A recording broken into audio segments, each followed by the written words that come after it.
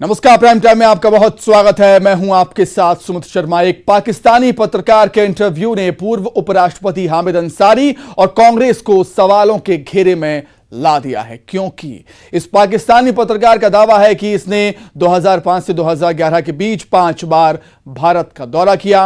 हामिद अंसारी से इस दौरे के दौरान मुलाकात हुई और जो जानकारी हासिल हुई उसे उसने पाकिस्तानी खुफिया एजेंसी ISI के साथ साझा किया है। अब बीजेपी ना सिर्फ हामिद अंसारी बल्कि कांग्रेस से जवाब मांग रही है। रिपोर्ट देखें। कांग्रेस और पूर्व उपराष्ट्रपति हामिद अंसारी एक बार फिर बीजेपी के निशाने पर हैं और संगीन इल्जामों के घेरे में भी।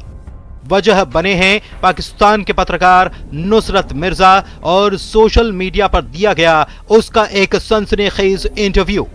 पाकिस्तान के पत्रकार नुसरत मिर्जा ने इस इंटरव्यू में दावा किया है कि पूर्व उपराष्ट्रपति हामिद अंसारी ने 5 बार भारत यात्रा के दौरान उससे मुलाकात की और जो खुफिया जानकारी उसने ली उस जानकारी को पाकिस्तान के खुफिया एजेंसी ISI के साथ साझा किया।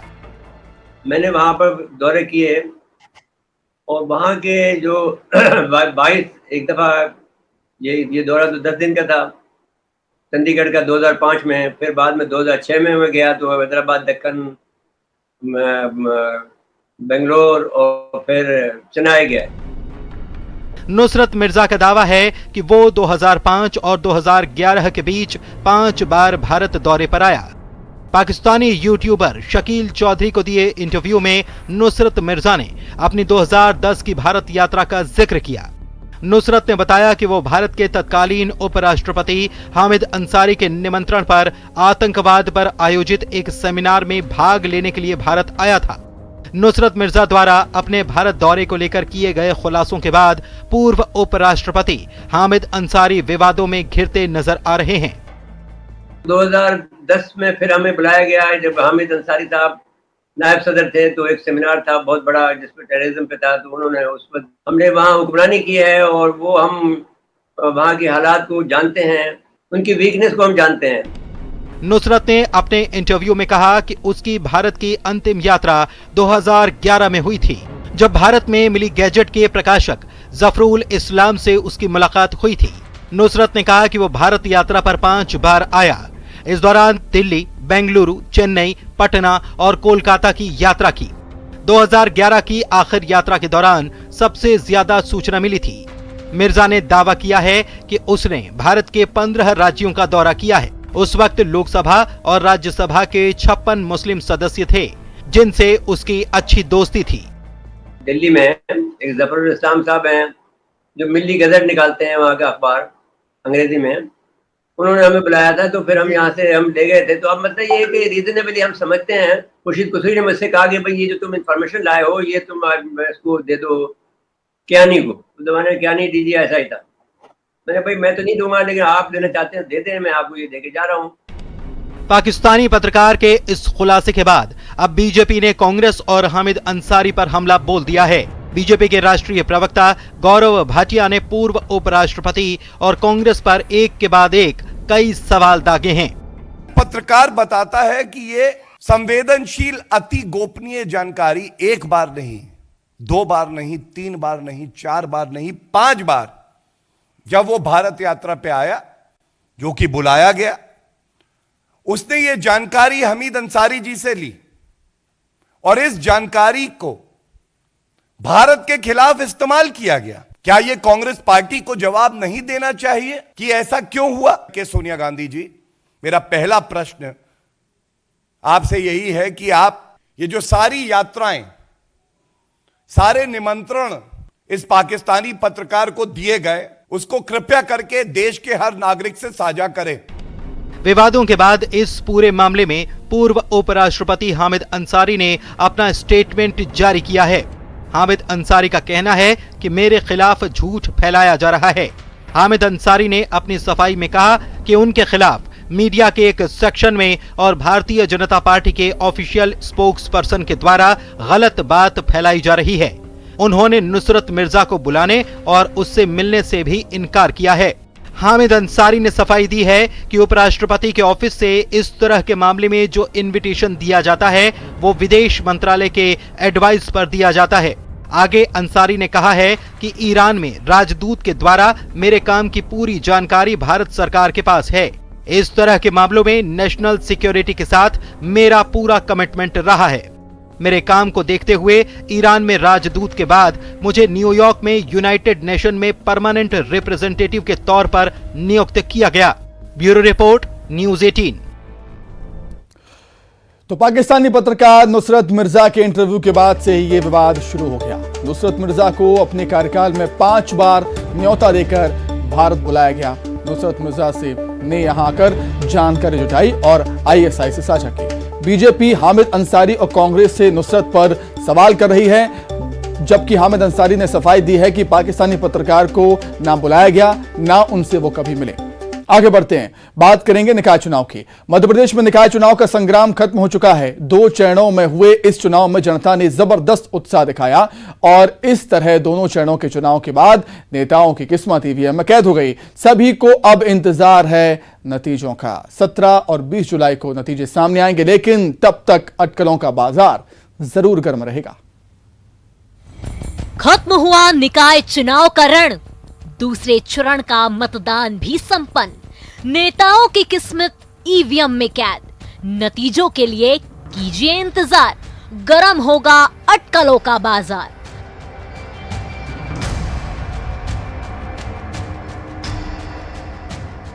अपने अपने शहर की सरकार चुनने का काम जनता ने पूरा कर लिया है।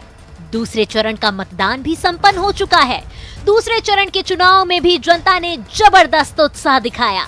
दूसरे चरण में 43 जिलों के 214 नगरीय निकायों के लिए मतदान हुआ। इनमें 5 नगर निगम, 40 नगर पालिका और 169 नगर परिषद शामिल हैं। कई जगहों पर बारिश के बीच भी मतदाताओं का उत्साह देखने को मिला। सुबह से ही मतदान केंद्रों पर लंबी लंबी कतारें देखी गई।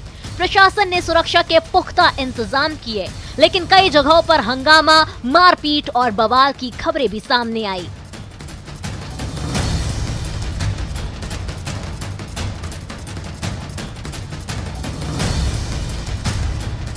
मुरैना में बसपा की महापौर प्रत्याशी को पुलिस ने खदेड़ा, जो अपने पक्ष में मतदान कराना चाह रही थी। वहीं देवास में वार्ड 3 में एक निर्दलीय उम्मीदवार के पति और उसके समर्थकों ने हंगामा किया। टीकमगढ़ में बीजेपी और कांग्रेस कार्यकर्ता मतदान के दौरान आमने सामने आ गए। मुरैना में हुड़दंगियों ने हंगामा किया। वहीं टीकमगढ़ में मतदान के दौरान बीजेपी विधायक राकेश गिरी और कांग्रेस के पूर्व मंत्री यादवेंद्र सिंह बुंदेला के बीच झड़प हो गई।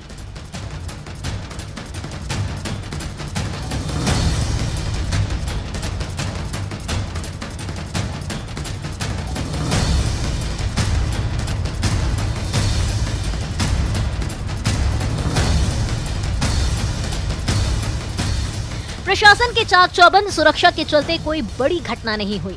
इससे पहले 6 जुलाई को भी पहले चरण का मतदान शांतिपूर्ण संपन्न हुआ था।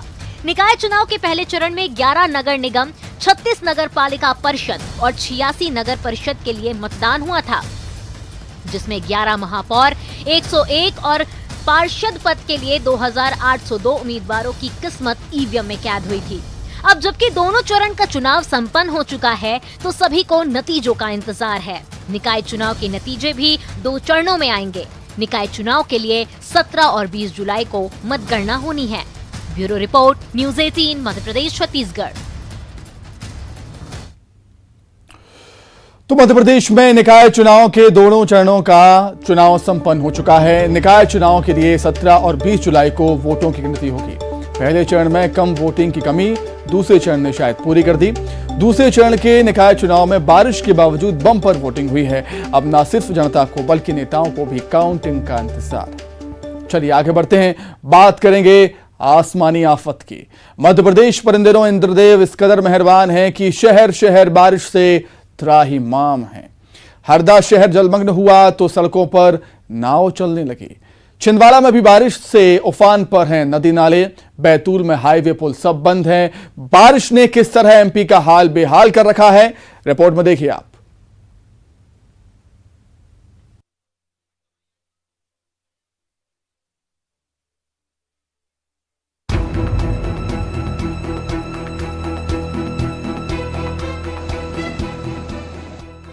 मध्य प्रदेश में आसमानी आफत जारी है।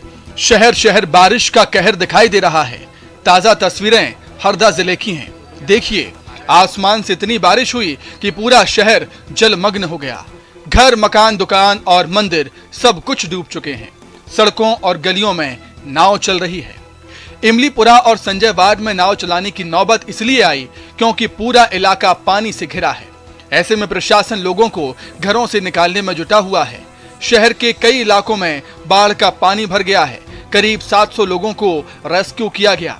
सभी लोगों को राहत कैंपों में पहुंचाया गया।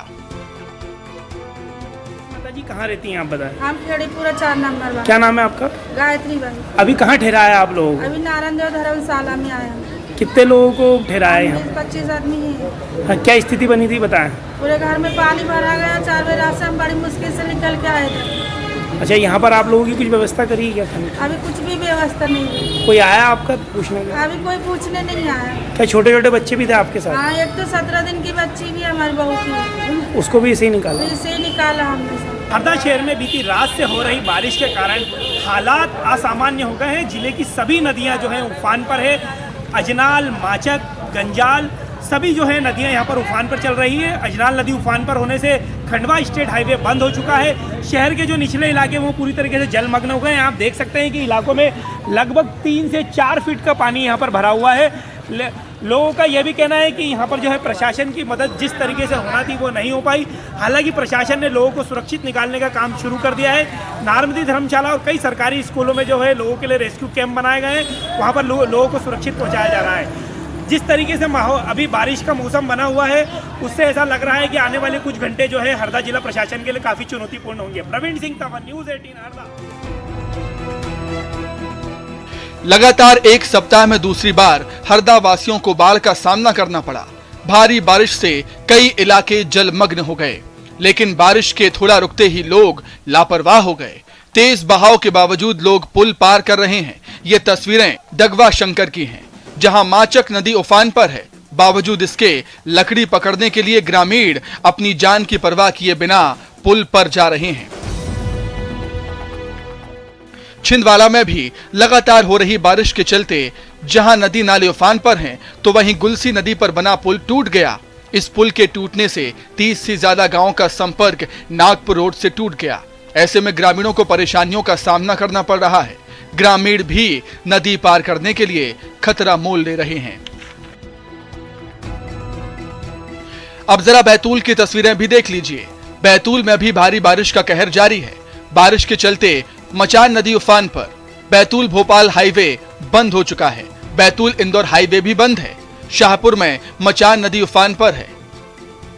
यहां पुल से 3 फीट ऊपर पानी बह रहा है। खंडवा और इंदौर जाने वाले मुसाफिर रास्ते में ही फंस गए। खतरा अभी टला नहीं है। मौसम विभाग ने प्रदेश के अलग अलग हिस्सों में रेड और ऑरेंज अलर्ट जारी किया है।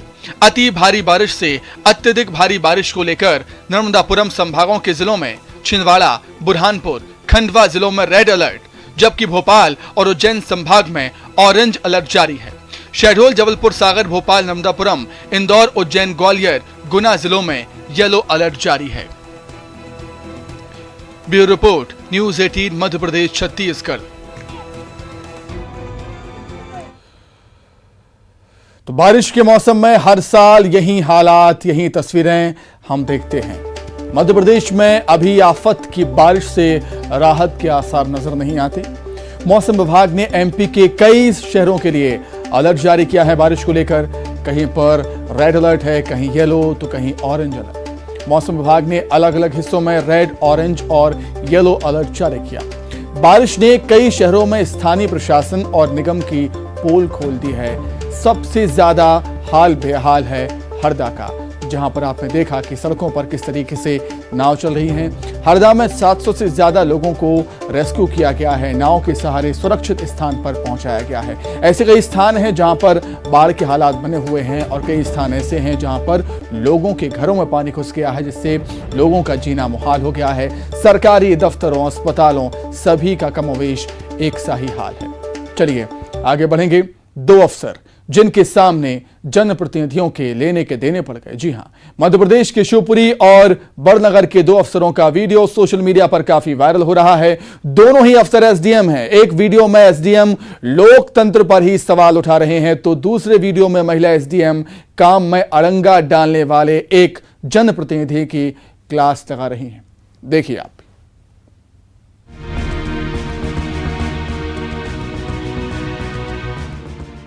मध्य प्रदेश में 2 अफसरों के कथित वीडियो ने सोशल मीडिया पर धमाल मचा दिया है। दावा किया जा रहा है कि एक वीडियो शिवपुरी के एसडीएम उमेश प्रकाश शुक्ला का है, जबकि दूसरा बड़नगर की एसडीएम निधि सिंह का है। इन दोनों वीडियो में कुछ बातें एक जैसी हैं। पहले ये कि दोनों ही अफसर एसडीएम हैं, और दूसरी ये कि दोनों वीडियो में अफसरों की बहस जनप्रतिनिधियों से हो रही है। तो चलिए सबसे पहले देखते हैं शिवपुरी का वीडियो, लेकिन आप जरा गौर से सुनिएगा। क्या नुकसान हो रहा है आपका? क्या नुकसान बताओ ना, क्या नुकसान हो रहा है? कुछ वोट डाल जाते, आपने वोट डाल के आज तक क्या किया और हमने डाल के क्या किया? आज तक कितनी भ्रष्ट नेता पैदा किए। मैं तो वोट डालना मतलब ये समझता हूँ कि वास्तव में बहुत बड़ी गलती है। लोकतंत्र हमारे देश की सबसे बड़ी गलती है। एक कुर्सी से अलग बात कर रहा हूँ, सबसे बड़ी गलती है। बताया जा रहा है कि दोनों प्रत्याशी वोटिंग से जुड़ी कुछ शिकायतें लेकर एसडीएम के पास पहुंचे थे, लेकिन शिकायत पर एक्शन लेने के बजाय लोकतंत्र पर ही सवाल उठा दिया गया। जी हां, जिस लोकतंत्र की बदौलत आज जनाब आजाद हवा में सांस ले रहे हैं, भारत के जिस महान लोकतंत्र की तारीफ पूरी दुनिया करती है, वो लोकतंत्र एसडीएम साहब को रास नहीं आ रहा। एक बार फिर से सुनिए। क्या नुकसान हो रहा है आपका? क्या नुकसान बताओ ना, क्या नुकसान हो रहा है?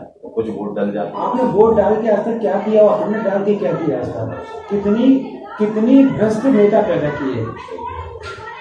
मैं तो वोट डालना मतलब ये समझता हूँ कि वास्तव में बहुत बड़ी गलती है। लोकतंत्र हमारे देश की सबसे बड़ी गलती है।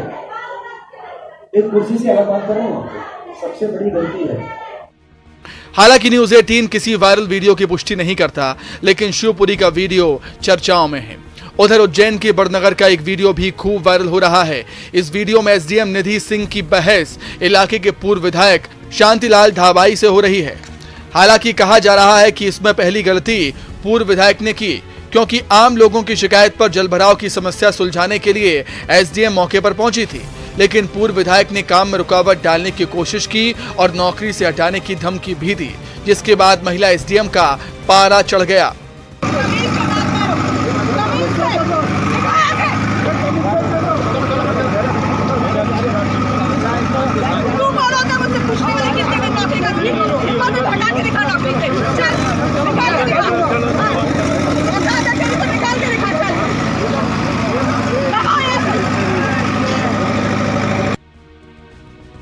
एसडीएम ने कहा दफा हो जा, तो पूर्व विधायक के समर्थक उन्हें वहां से ले गए।